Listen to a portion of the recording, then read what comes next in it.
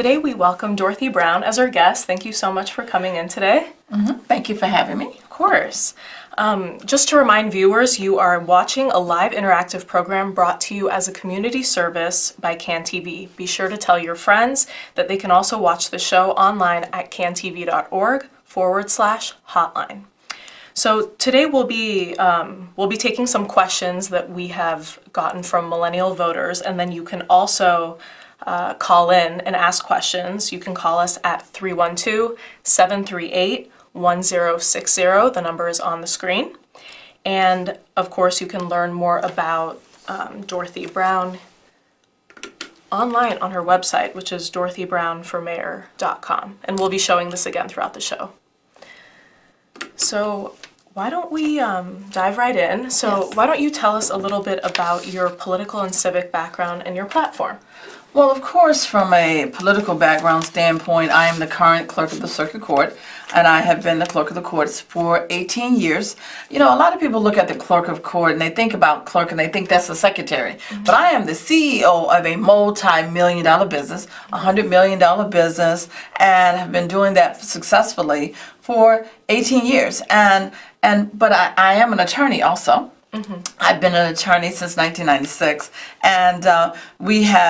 and I can handle the legal lawmaking body of the city council, and also I'm a CPA and an MBA. Of course, there are not many people that have passed the CPA exam and the bar exam, and so I can handle the $8 billion budget of the city of Chicago. I actually worked for the Chicago Transit Authority as a general auditor, reporting directly to the board of directors, and I had to make sure that those billions of dollars in assets and revenue were properly controlled. And I actually was one of two people that was selected as a senior manager managing the audit of the city of Chicago when I worked for an external auditing firm. So I have some experience with the city of Chicago's budget. Definitely.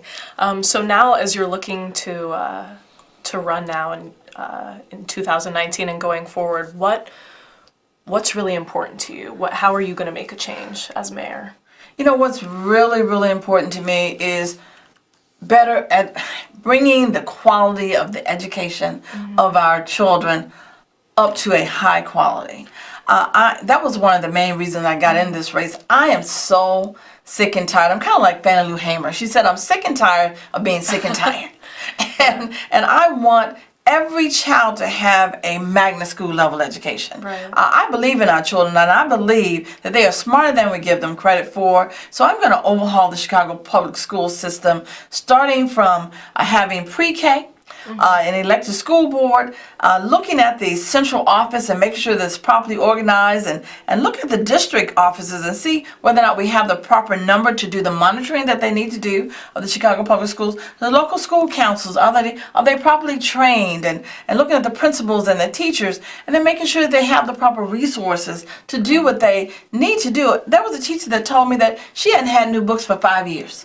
And that's a travesty. Wow. Right. After school programs and extracurricular activities, and even social and emotional learning and vocational training, all those things that can help a person become a good, productive citizen and compete globally. Our children need to be able to compete globally, and they can't even compete locally. Right. Definitely. And I mean, there are disparities when you look at schools across the city. Absolutely. Access to education, and the type of resources that are at those schools. So children start behind in certain of our neighborhoods. Definitely. So just to get into some of the questions that we have from our millennial voters, we actually have a lot here.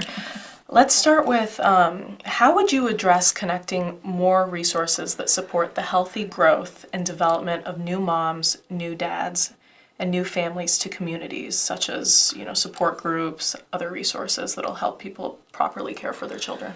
Well, one of the things in my community and economic development plan is sure enough and helping to stabilize not-for-profit organizations that would provide those kinds of services and those kinds of trainings. I have in my platform where we put together a planning district. We have the community to actually have input into those planning districts, but I'm going to have a technology assistant platform to help not-for-profit agencies. I feel that not-for-profit agencies and faith-based organizations, they provide a valuable human service. So for new moms and new dads and new families, I want to make sure that we are providing the support and help them know where to find the funding, help those organizations know where to find the funding. And I would even be interested in using some of our schools at night to provide this kind of training. See, I'm going to have an advisory board of millennials and other ethnic groups as well.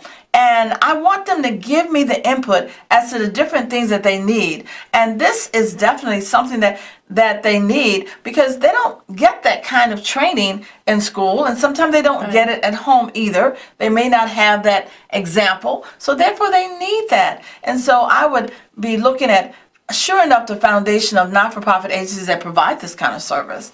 Gotcha. Going on to financial literacy.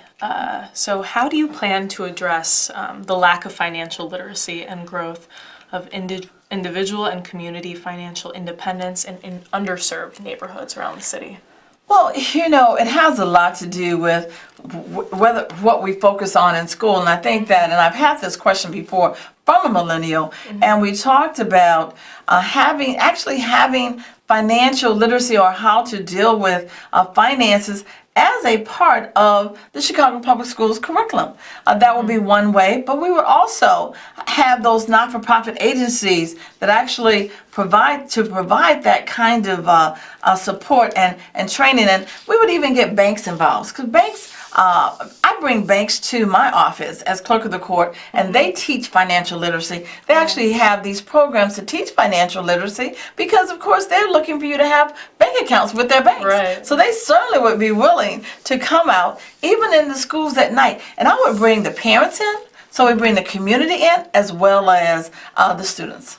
Gotcha. Yeah, I mean, I wish I had a course like I know, that I know. now when I think about it.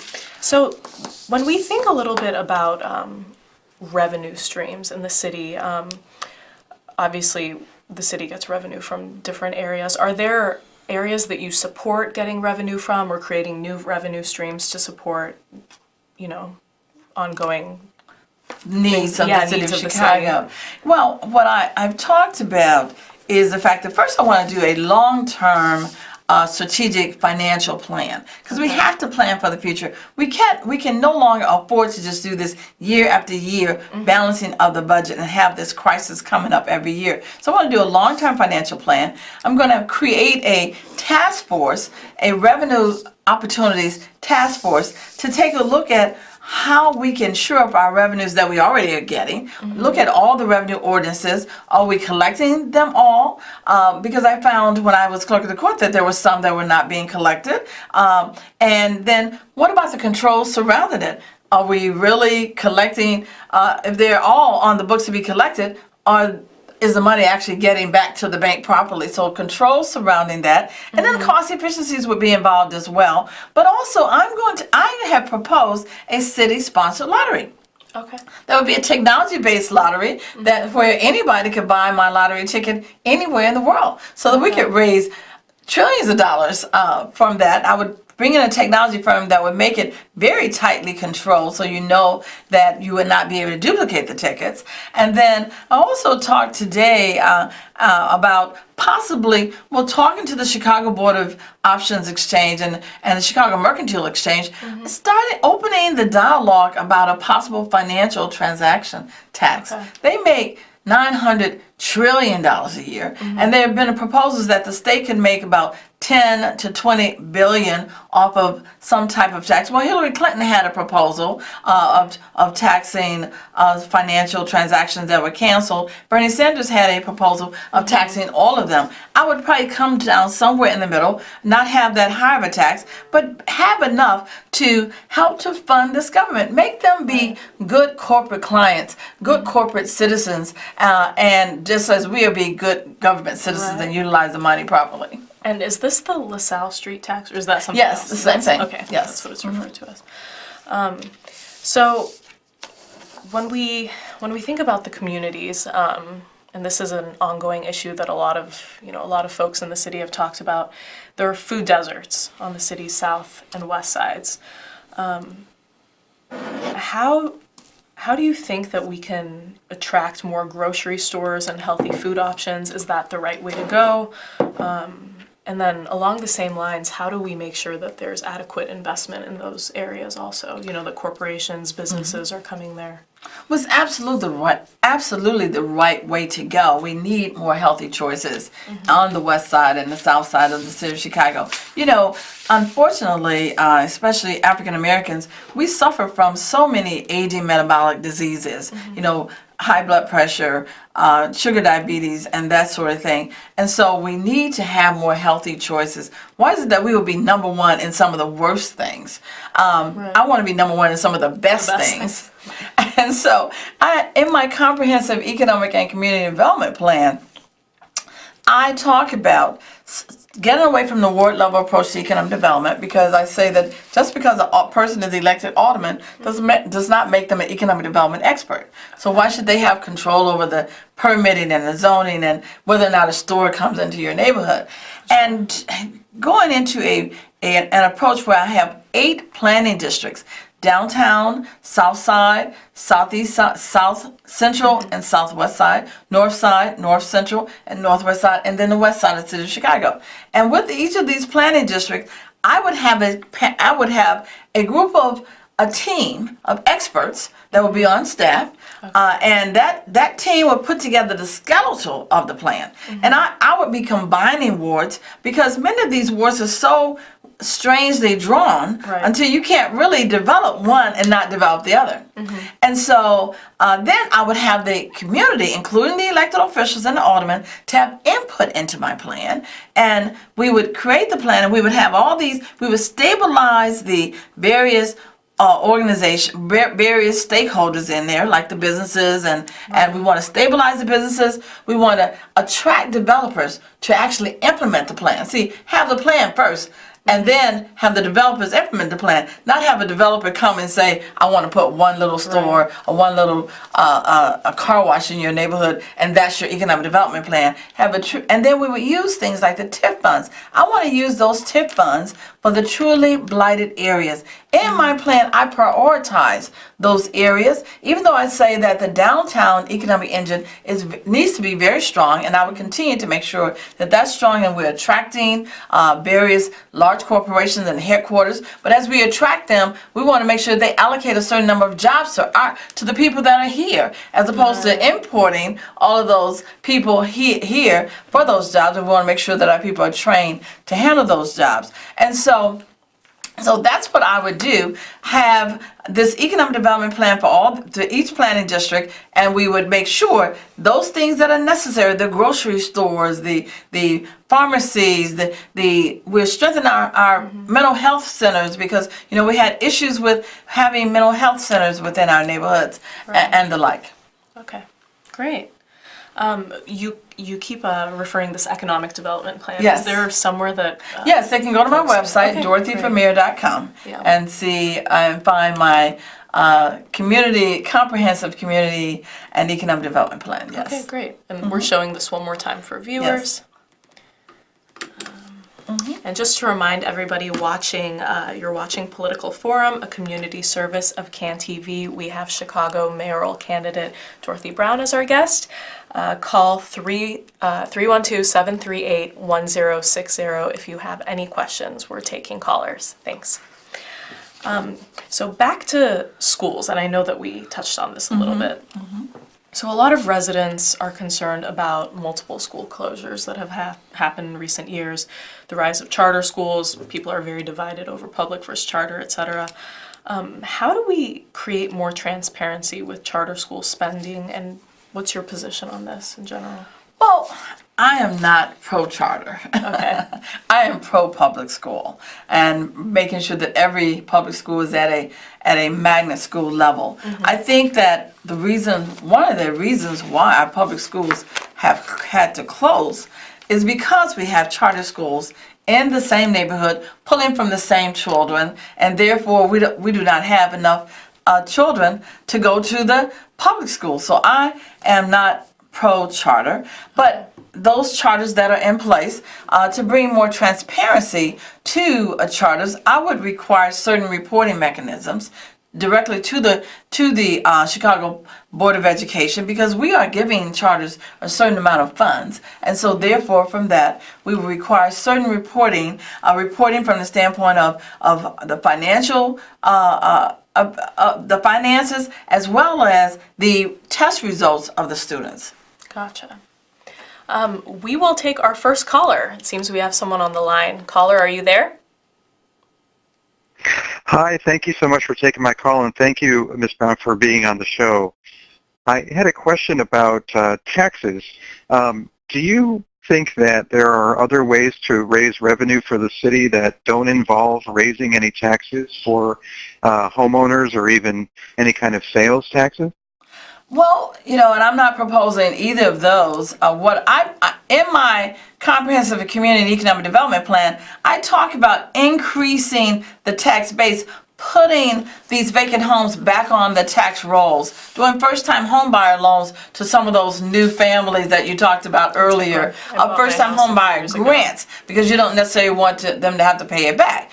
And so, and then also stabilizing the businesses, helping people that want to start businesses, so entrepreneurs, help them to know how to do that so that we can put those businesses back on the tax rolls. When we neglected those neighborhoods on the west side and the south side, we did not realize that we were decreasing the tax base. See, taxes, property taxes, there's the equalized assessed valuation, and then there's the tax rate.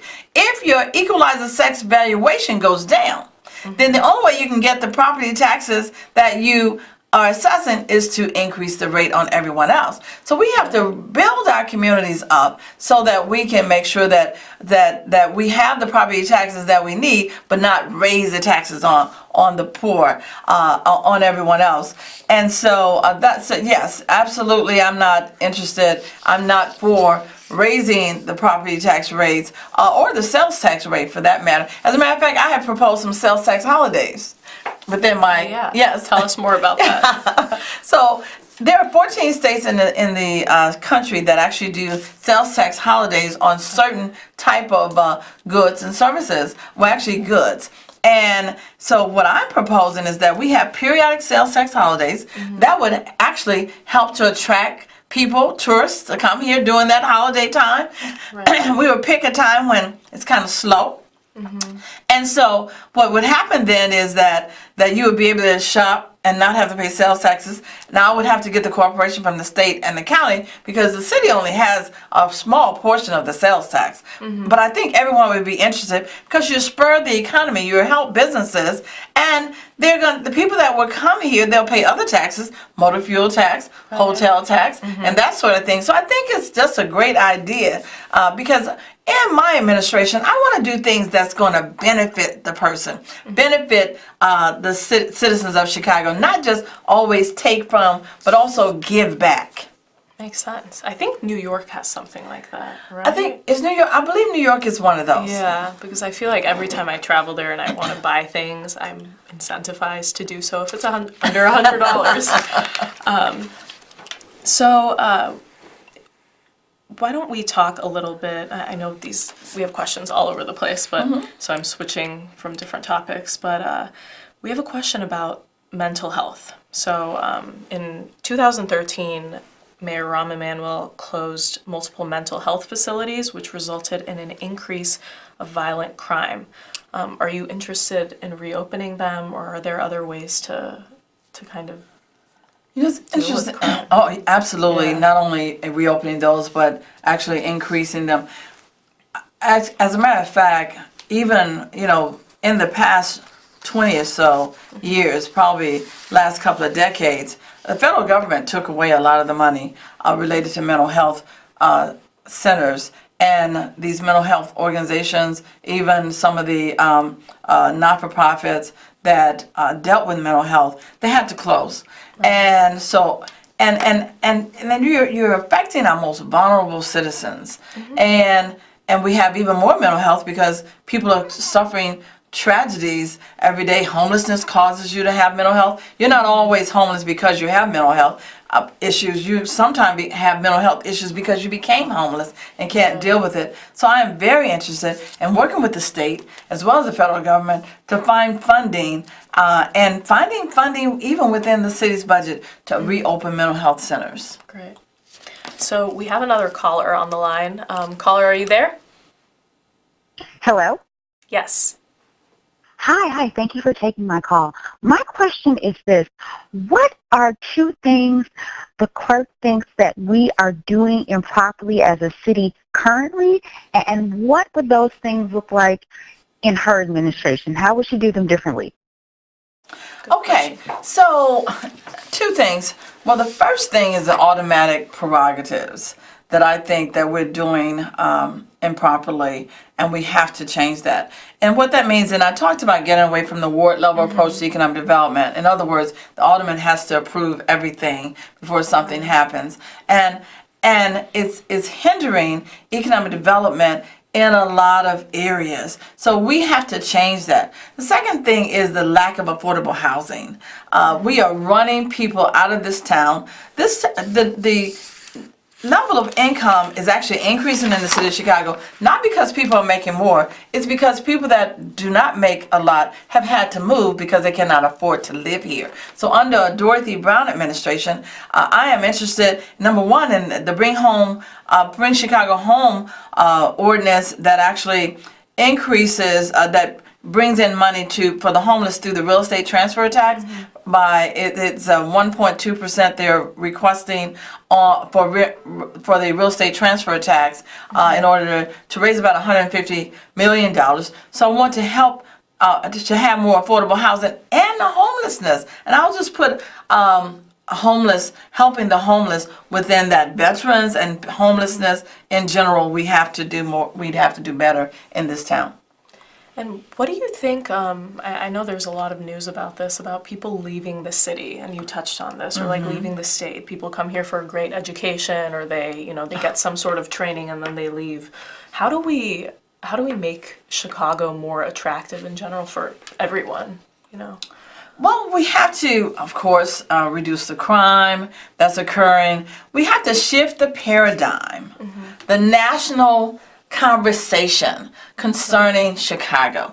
We have to reduce the crime, but we also have to shift the paradigm from this idea that Chicago is corrupt and you cannot live here without getting involved in that business as usual, making things difficult for everyday citizens to do. Like, a person goes down to try to open a business. It's like a huge bureaucracy that occurs there. We have to make things easier and make Chicago be a welcoming city to everyone. Great. And why don't we can finish up, or close to finishing up with this question. Pensions, another topic that people talk about a lot. So how do you plan on helping pay the bills for city pensions, and how do you at the same time ensure that younger city workforce have the means to retire comfortably? I believe that everyone deserves to, once you put in a certain amount of time on your job, you deserve to be able to retire and live comfortably. And so the things that I talked about earlier, because of course next year in 2020, we're going to have a pension payment due that's about $300 to $400 million, and then by 2023, $1 billion. It will be at $1 billion. So my idea of a city-sponsored lottery, as well as the financial transaction, LaSalle Street tax, working with them, and then I'm interested, of course, in legalizing marijuana in the casinos and things like that. But I have, I think my revenue opportunities task force that I want to put in place will go a long way in finding new ways of raising revenue and bringing down the cost to the city. Because I'm also interested in making sure that those same pensioners have health care because they don't qualify for Medicare. Yeah, that makes sense. We have another caller on the line. Caller, are you there? Yes. Hi. Yes, how you doing? Hi there, how are you? Okay. I'd like to know where's the Miss Brown. Where's the campaign office if I want to help you? Okay, well, I'll tell you what, the best way for you to help is to call 773-231-0084. 773-231-0084. Or you can sign up on our website at dorothypremier.com. We're at 644 East 79th Street. But sign up on my website so you can start getting the texts. dorothypremier.com. Sign up to volunteer, sign up to donate, whatever you like to do on my website as well. Thank you. So as we begin to wrap up the show, now's your opportunity. Why should people select you as the next mayor? People should select me for your next mayor because I have the perfect confluence of background, experience, and the heart to be the mayor of the city of Chicago. I said earlier being an attorney, CPA, and an MBA, but I didn't explain to you why I have the heart. I come from a very humble beginning. My mother was a cook and a domestic worker. My father was a laundry worker and a cotton farmer. I actually worked in that cotton field myself and worked in a factory during my college years. So I understand the least to the greatest. It's about putting hope back into the eyes of our children, back into the eyes of people. I've been on the west side recently and just seeing people on the street. We have to make this a fair and equitable city of Chicago. It's about economic justice, educational justice, and criminal justice. And I'm the person. I'm an independent Democrat. I'm a Democrat, but I'm an independent Democrat. And I'm unbought and I'm unbossed. And I can make sure that we get away from this Chicago business as usual and bring Chicago home for everyone. That's a great note to end on. So again, thank you to our viewers for tuning in tonight. Ms. Brown, thank you for joining us. And thank you, Donya. Being on Political Forum. Thanks to Sylvia for helping us with the call line. And again, thank you, viewers. We'll see you next time on Political Forum. Thank you for joining tonight.